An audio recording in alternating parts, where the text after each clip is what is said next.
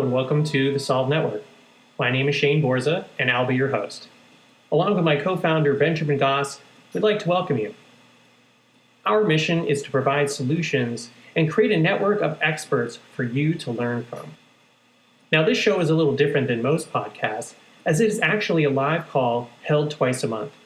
If you can, please join us on the first and third Thursday of each month so you can get your questions answered live and direct from the experts themselves.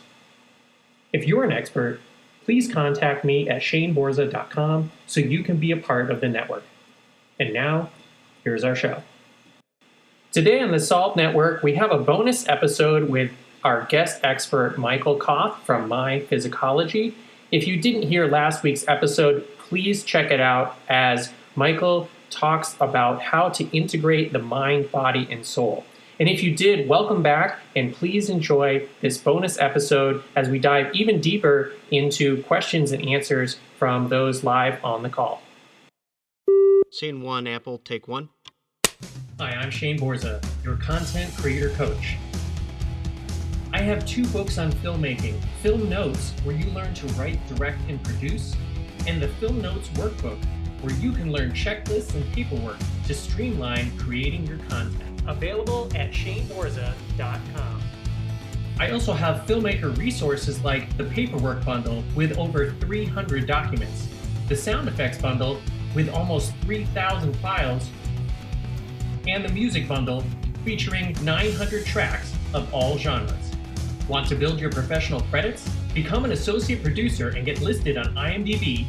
Let me help you get your art out into the world. Scene one, Apple, take one. So I really like that kind of your practice and your perspective is so much of an and instead of an or, because I have heard a lot of other people and it is very binary. It is left or right or wrong. It's very or oriented. So I just am curious was that always a kind of viewpoint that you had? I know you mentioned that as you've gone through some of these things in your life, you were slowly like assembling the physicology. Did it go from an or to an and, or, where did that kind of, view come from? Well, my inside view in hindsight was always inclusive. My behavior was not. I'll share this experience. I disappeared for 3 or 4 days in my earlier years prior to my sobriety, and I had a bunch of friends out looking for me. And when they finally found me, I said to them, I don't know what you're so upset about. All I did was remove myself. And I absolutely in that moment believed that. Like, why would I impact you at all? I had no understanding whatsoever of that. And that is because of the inclusive component.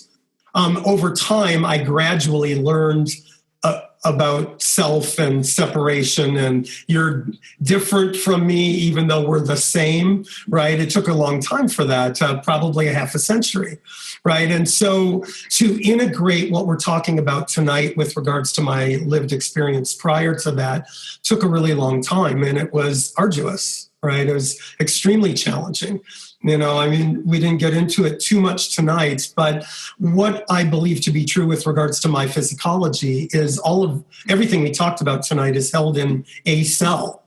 I work collaboratively with people, and I use the body as that because we all have one. And even though there are slight nuances of difference, maybe, they all function the same. So for me, it's the third component between you, me, and that triangle. We both have a body, and we would be better served to look for ways that we can build a foundation of strength and similarities, and then explore what we currently see as differences, right? And collaborate that way, right? Because I mentioned earlier thermodynamic law, which is oppositional force movement, where I went to school, and I got to give credit to Carl Jung. He talked about this as holding the tension of the opposites. I think if we sit for a second with that, we all do that within our own head, right? We can have oppositional thinkings. I can be happy and sad at the same time, right? And that's and am often, or slide through my emotions like second base, or bounce off, or have parallel ideas that don't seem currently to be able to fit like this, right? So for me, what that means is that it's not yet time, and that we need to hold the space and continue to respect and honor the process, right? So, what I'm currently going through is I have 4 what are considered terminal illnesses that I carry in my body. I have cancer, something called rhabdomyolysis, and then drug addiction and alcoholism. And all 4 of those are alive and well within me.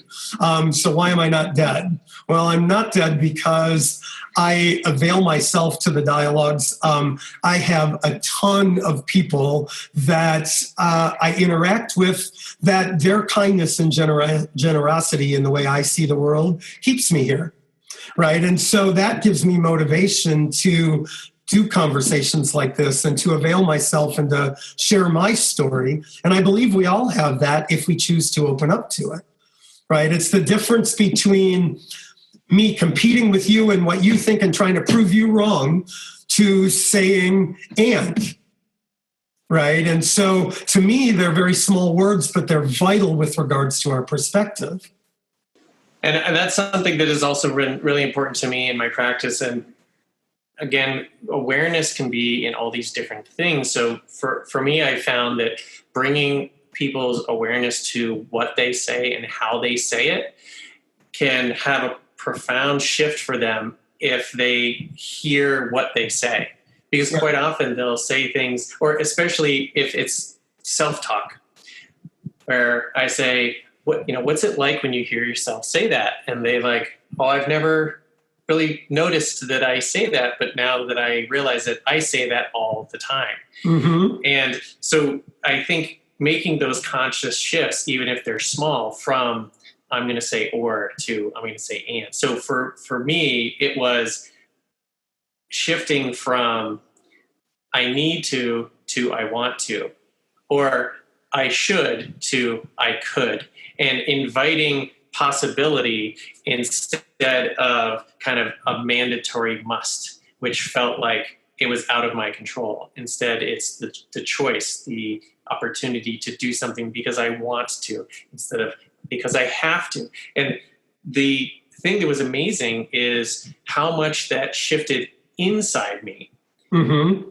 And again, it's a small thing, but it has this huge consequence. And so because of that, I wanted to just kind of circle back to something you had said earlier, which is for you, it's difficult to pause.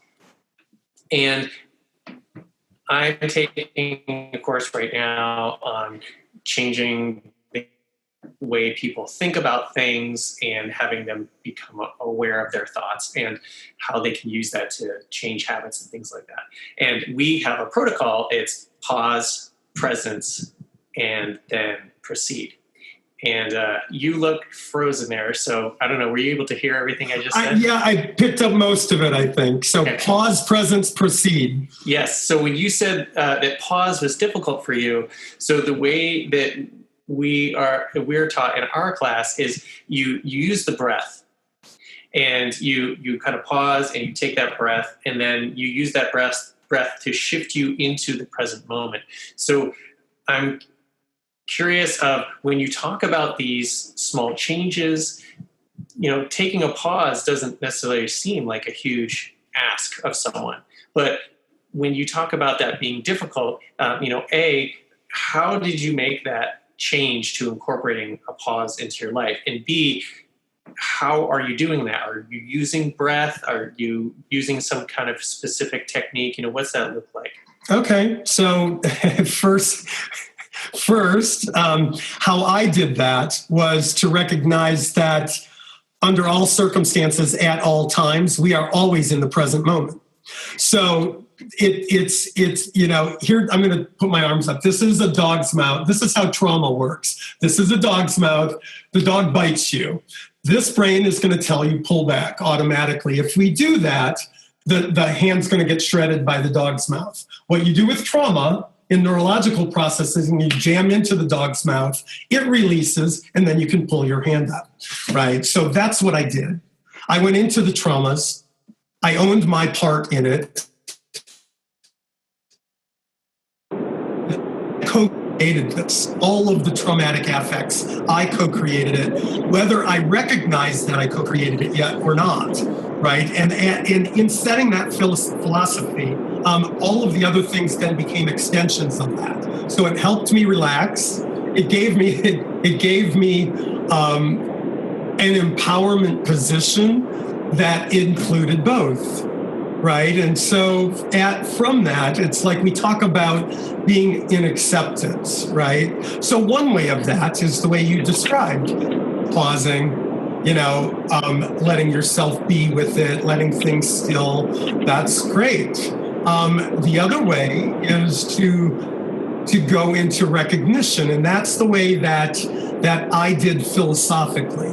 Now, with regards to behavior, some of those lessons came to me in physical form. So the illnesses or the diseases that I talked to you about, I had to learn, because my learning came from the outside in a lot of ways.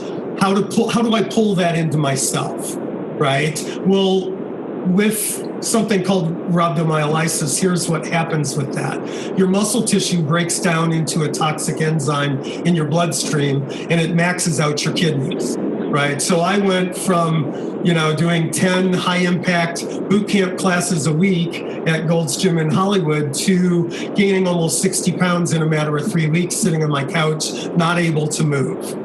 So we could say that's one version of when in doubt, we pause. Right. It also, so we could look at it as this being done to me, or I created this for what purpose. Right. So when I said earlier that I signed up for the Human School for Slow Learners, this is an example of what I'm speaking of. My lessons were very big, so that I got it and I could understand it, and then I could talk to you about it. And this is something, that's how I learned. Right. That's really how I learned it. Oh, okay. I can't keep going constantly in the ways that I did before. I need to recognize that there is also a linear component where I'm now in my 60s. I need to honor that process as well. I don't know what that looks like. I've never been age-wise where I am currently. If I behave like I did when I was 30 and I'm, in my 60s now, I'm creating something that I'm not so sure that I want to create. And so these were some of the lessons in the way that I learned them. The ultimate solution, though, is to take ownership that on some level I chose to do this, right? I need to take responsibility for that. And in that way, it's become healing for me. The rhabdo is in remission, the alcoholism and drug addiction's in remission. The cancer that I currently have is another story, but that is something that I'm working with, right? And where my lines of demarcation are with that and where they're not. For example, I'm at this point not willing to relinquish function with regards to cancer treatment. So I too, like your friend that you had talked about, am looking at other ways to do that. For example, a cancer cell is known scientifically to not be able to live in alkaline fluid. So I changed all my fluid intake to alkaline, and and so far it's working. So I don't know that that's the solution. It could be just as much I believe that my action of creating change is powerful, and that I'm supported with other people who care for me in that process. Those are the things that I attribute it to, the we part of everything.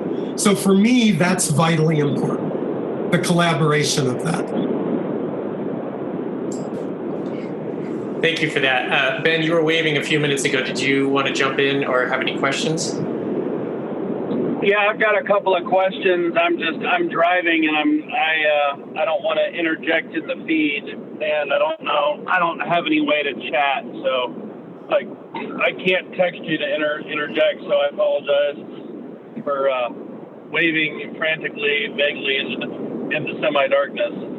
So you'll have to forgive me as I fly down the road at 80 miles an hour.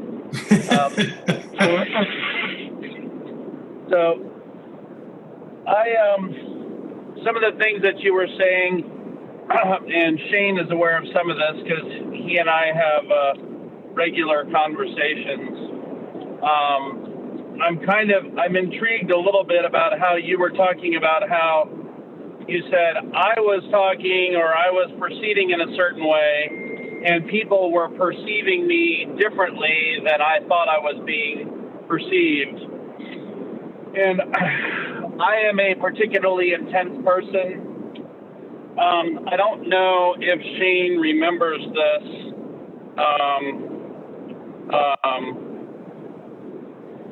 But Shane and I have known each other for almost 4 decades. Not quite, but almost.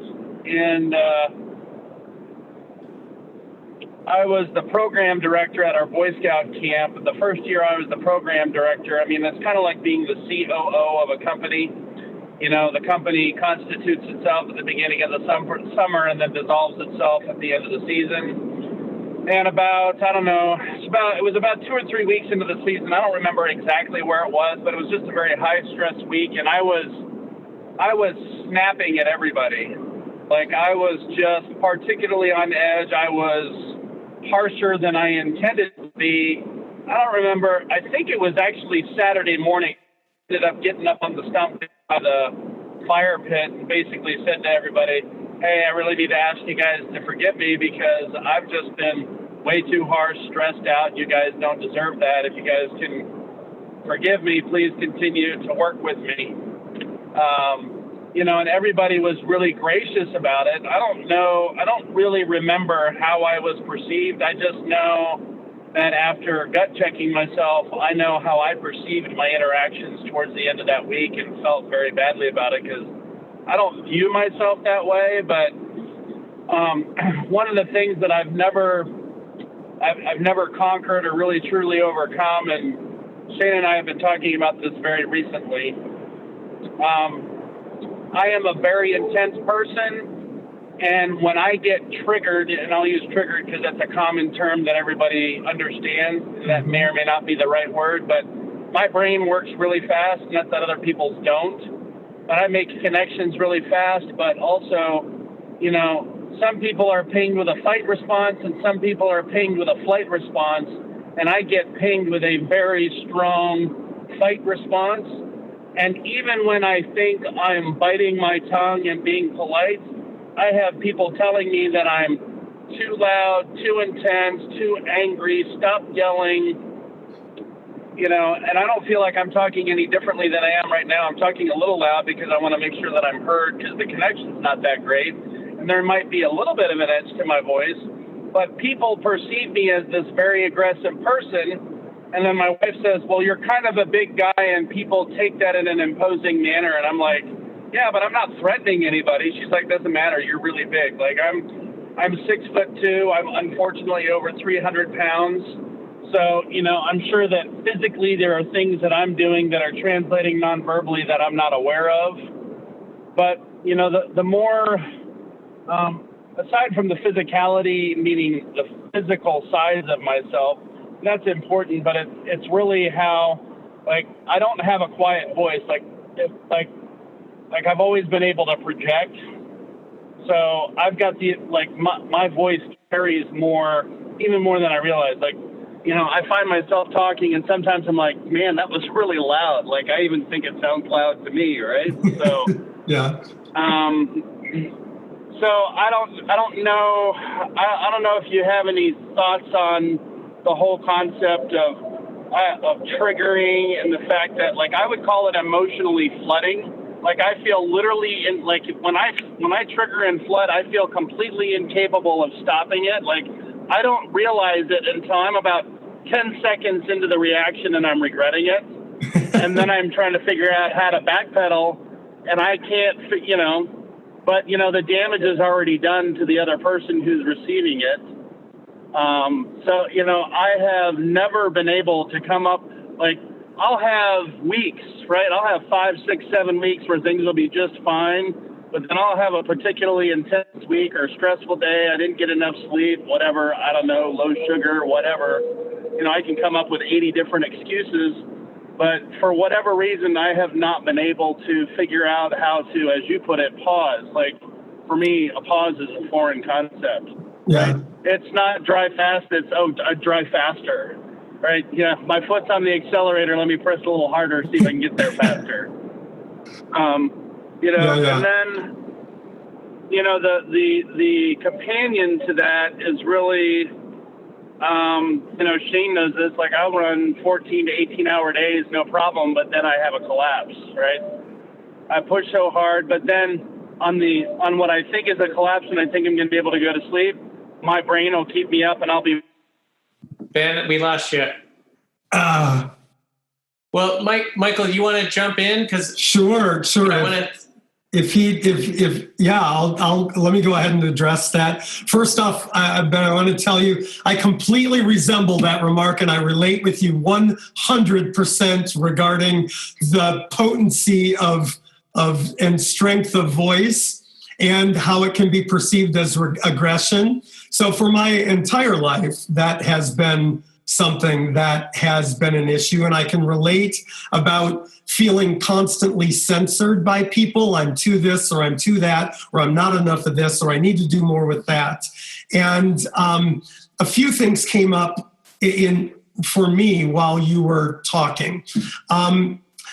First and foremost, just to go to the body of it, the two senses that nobody has control over are smelling and hearing.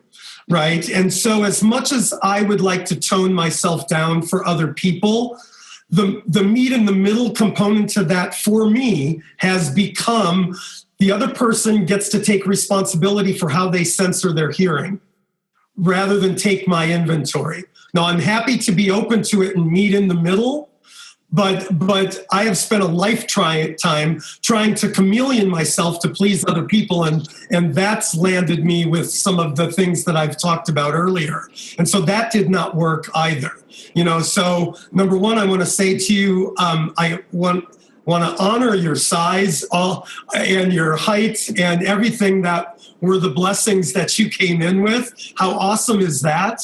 I also want to honor your process and your vulnerability and your willingness to share what you're talking about, because, it reminded me of, my intention, and then what was coming back at me. It wasn't at all what my intention was, and I didn't understand, right? And so for the longest time, I just ate that stuff and ate that stuff and ate that stuff until I couldn't anymore. And it was me that was ending up with the challenges with alcoholism and drug addiction from accruing all of this stuff. And I really needed to work to try to find a place in the middle with this. And so where I've currently landed is I get to have a voice too.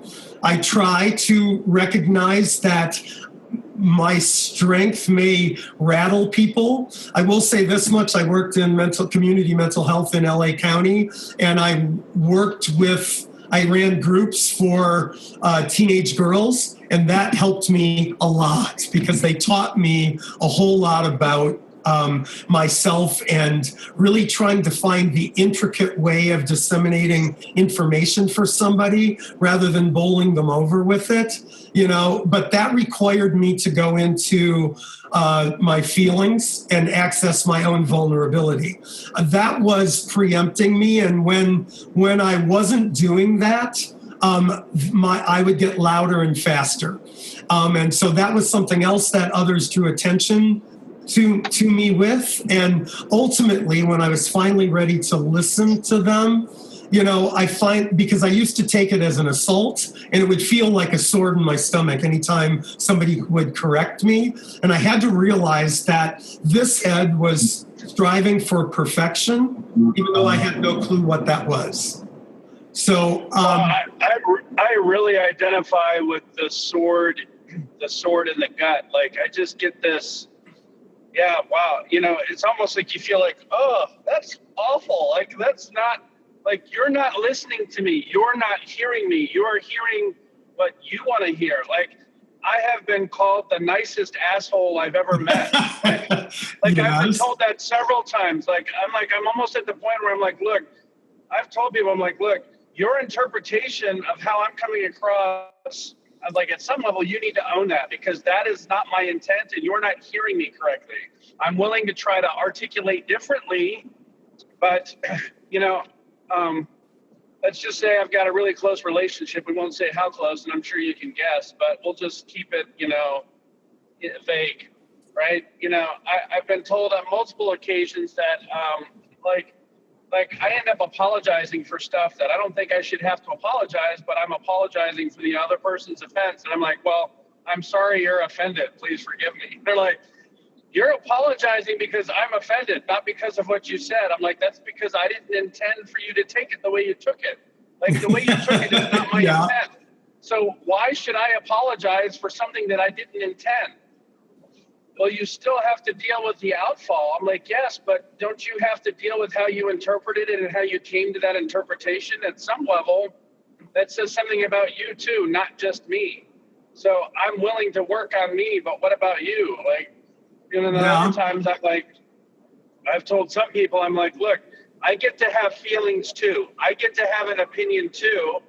And I'm willing to try to moderate or meet you somewhere.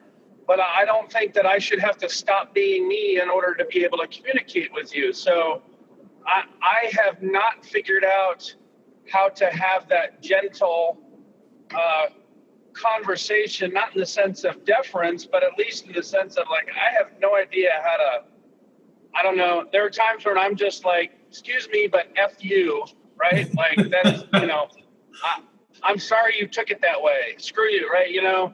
And then later, I feel bad. I go back and apologize. I'm sorry I was so mad, right? Because I don't want to get that intense or feel that level of intensity. But I'm incredibly angry because that's not what I intended. That's not what I was trying to say. And it's certainly not what I was trying to communicate. I mean, sometimes I just say stuff wrong, not because I mean to, but unintentionally. Like, you know, like I got upset or frustrated with my kids one time because the dogs were outside. I lived in like a subdivision where it kind of mattered, right? It was kind of suburban, almost urban, where we were within city limits. It's like after 10 o'clock, and I'm like, hey, you know, the dogs are darking in the bark. So everybody started laughing, which frustrated me even more. But, you know, that's a silly illustration of sometimes what happens, where my brain moves faster than my mouth can articulate. Uh-huh. And not all the words that I'm thinking come out. So what comes out isn't actually what I was thinking, but it's what got said. Well, do you mind if we process what you just said? You said your brain goes faster than your mouth can articulate. So what I was going to say to you is that processable, because I'm already not processing. Oh yeah. It's processable. Think of it this way: vocal cords are right brain, they're feminine, and they're emotional. Can't get around it. Left brain thought process is literal and masculine. So it's always a collaboration in our own self first, and then this way second. So you said your head, which would be your masculine, is going faster than your vocal cords can keep up with. So when I was earlier talking about the seesaw, like this or like this, you're drawing attention to your own inner seesaw, and a recognition of what you just said would be too much thought process and not enough feeling in what it is that I'm saying. I can relate to that. I lived half a century with it. The only thing that I learned to do with that is make I statements and start it with I feel.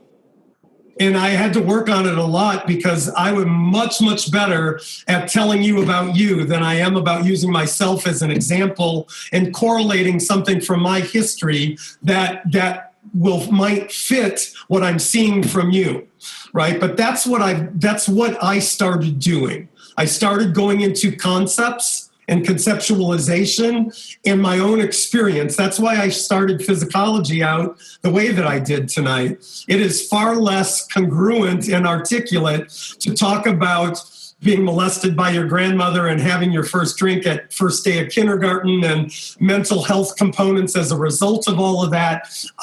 Far less congruent to do that than it is to talk about frontal lobe and projecting neurons that combust in the opiate receptor, right? There's no feeling in that, but it requires both, right? So for me, it's always both. And that's the one thing that I was seeing. And I can only see what I just said because I have it, Otherwise, I would see something different with you. So that's the binder for me.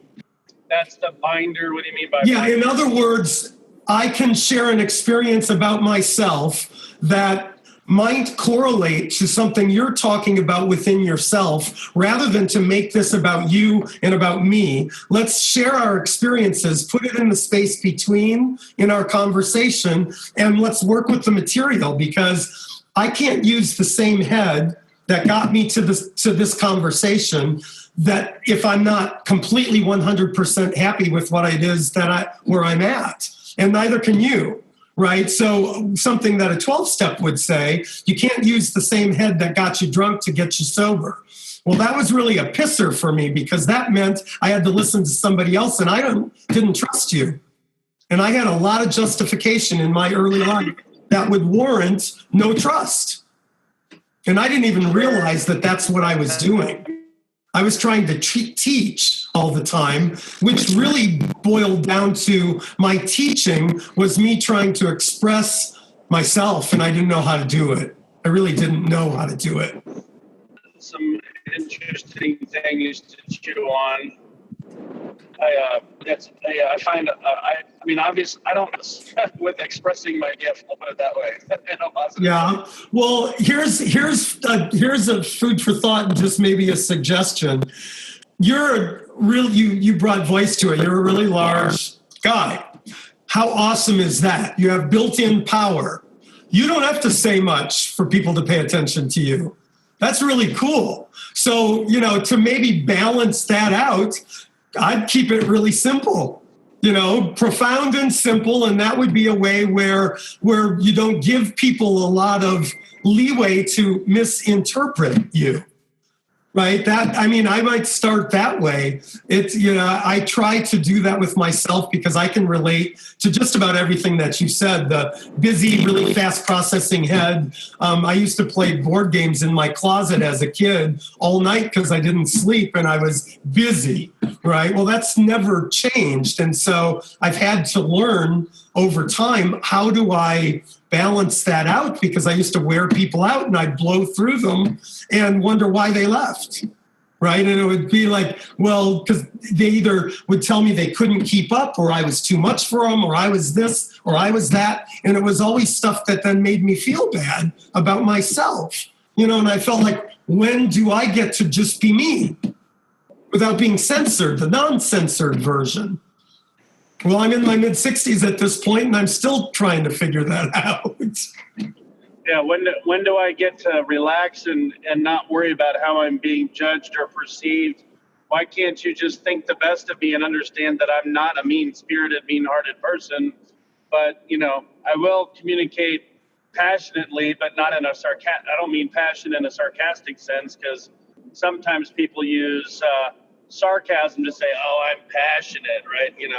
I've got a guy that uses that as the excuse for why he's abusive, but I'm certainly not intentionally abusive. I suppose I can be perceived that way, but yeah. Well, we talked earlier about the difference between soul and spirit. Well, passionate to me is spirit, right? So too much passion and not enough soul is going to create experiences that we perceive as what we're talking about right now. That would be an abusive creation if it got to that degree, right? And, I lived on both sides of that, so I can bring voice to it, because if it's always both, and I was a victim of my first 5 years of life, and that was my perception with things, then the next 45 years I overcompensated and was aggressive, even though I would have told you I'm passionate, like what you just said. Ultimately, in hindsight, even though I am passionate, I had to learn along the way to level that out, and I didn't even know I needed leveling. So, what do you mean by leveling out? Rather than being this way or this way, always. Recognizing myself and that my primary purpose is to contribute to someone else. Okay, so you mean you're talking about balancing you're talking about balancing your mental processes with your Emotional processes through or your behavioral articulation choices. speed. Okay. Yeah. Michael, if people are interested in going to your site or trying your workbook or contacting you, how would you like people to go about that? Well, they can go to the site myphysicology.com and there's information there, or my email that they could send to is mkoth@aol.com. They could send that to me direct. And with regards to working together in any way, I keep that pretty fluid. It depends really on what people want/need. And I'm open to having a conversation with anybody regarding that. So the workbook is complimentary on the site. Anybody can get that. Why I created it that way is because if you want to get the workbook and go through it and get a sense of some of the questions I'm asking people to think about and process, if it brings anything up for you, then we can process it that way, or we can just have a dialogue, just, like what we're doing right now, or an email dialogue is fine. So I try to keep it as open and available as possible. I'm going to send an email out in a few days with the recording, and I can put the link to the site and all your contact information in there if you like, and make it really easy for everyone. And like we said, for everyone on the call, thank you for joining us, and everyone who's listening afterwards, thank you for listening. And any final words, Michael? Well, just thank you very much. I really appreciate it. It's an honor for me to be here and be allowed my voice, which is a lot what we talked about. I am really excited about it and hope people will contact me for a chat. Hi, I'm Shane Borza, a climber, creator, and coach, and I want you to build the skill of health and fitness. My new course is a priceless gift to you, and it's available exclusively on PonoQuest.com. That's PONO Quest.com. Build the Skill is a minimalistic, functional, real-world fitness program which can help you to move better and get stronger faster. I can't wait for you to check it out, and when you do, please let me know how it helps you. That's Build the Skill at PonoQuest.com.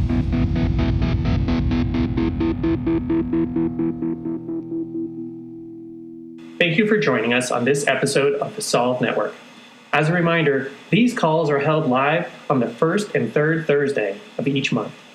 If you'd like to join us as either a listener or guest expert, please contact me at shaneborza.com. On behalf of my co-founder, Benjamin Goss, we're glad you are a part of the network and hope you are finding solutions. If you need solutions, please reach out.